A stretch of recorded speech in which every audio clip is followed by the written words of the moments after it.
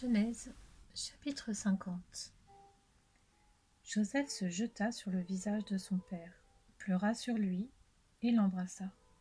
Il ordonna aux médecins qui étaient à son service d'embaumer son père, et les médecins embaumèrent Israël. Ce furent 40 jours qui passèrent ainsi et furent employés à l'embaumer. Les Égyptiens le pleurèrent 70 jours. Quand les jours de deuil furent passés, Joseph s'adressa aux membres de l'entourage du Pharaon en disant : « Si j'ai trouvé grâce à vos yeux, rapportez au Pharaon ce que je vous dis. Mon père m'a fait prêter serment en disant : Je vais mourir, tu m'enterreras dans le tombeau que je me suis préparé dans le pays de Canaan.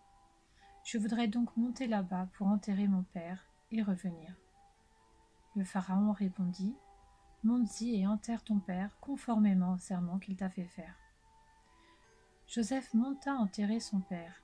Il fut accompagné de tous les serviteurs du Pharaon, des responsables du palais, de tous les responsables de l'Égypte, de tout son propre entourage, de ses frères et de la famille de son père. On ne laissa dans la région de Goshen que les enfants ainsi que le petit et le gros bétail. Il y avait encore avec Joseph des chars et des cavaliers, de sorte que le cortège était très nombreux. Arrivé à l'aire de battage d'Atad qui se trouve de l'autre côté du Jourdain, il fit entendre de grandes et très profondes lamentations.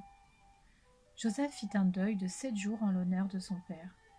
Les habitants du pays, les Cananéens, furent témoins de ce deuil dans l'aire de battage d'Atad et ils dirent : « Quel deuil important pour les Égyptiens !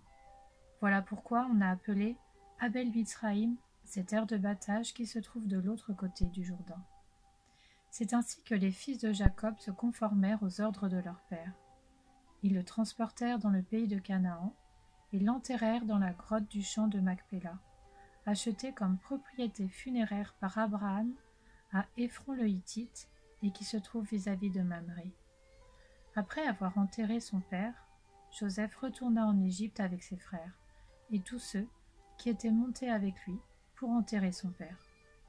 Quand les frères de Joseph virent que leur père était mort, ils se dirent : « Si Joseph nous prenait en haine et nous rendait tout le mal que nous lui avons fait ?» Et ils firent dire à Joseph : « Ton père a donné l'ordre suivant avant de mourir. Voici ce que vous direz à Joseph. Oh, pardonne le crime de tes frères et leurs péchés, car ils t'ont fait du mal. Pardonne maintenant le crime des serviteurs du Dieu de ton père. » Joseph pleura à l'écoute de leur message. Ses frères vinrent eux-mêmes se jeter à ses pieds et dirent : « Nous sommes tes serviteurs. » Joseph leur dit : « N'ayez pas peur, suis-je en effet à la place de Dieu ? Vous aviez projeté de me faire du mal, Dieu l'a changé en bien pour accomplir ce qui arrive aujourd'hui, pour sauver la vie à un peuple nombreux. Désormais, n'ayez donc plus peur, je pourvoirai à vos besoins et à ceux de vos enfants. » C'est ainsi qu'il les réconforta en parlant à leur cœur. Joseph habita en Égypte, ainsi que la famille de son père. Il vécut 110 ans.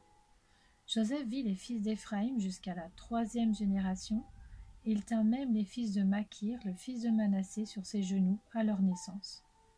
Joseph dit à ses frères : « Je vais mourir, mais Dieu interviendra pour vous et vous fera remonter de ce pays-ci jusque dans le pays qu'il a juré de donner à Abraham, à Isaac et à Jacob. » Joseph fit jurer les fils d'Israël en disant : « Quand Dieu interviendra pour vous, vous ferez remonter mes ossements loin d'ici. » Joseph mourut à l'âge de 110 ans. On l'embauma et on le mit dans un cercueil en Égypte.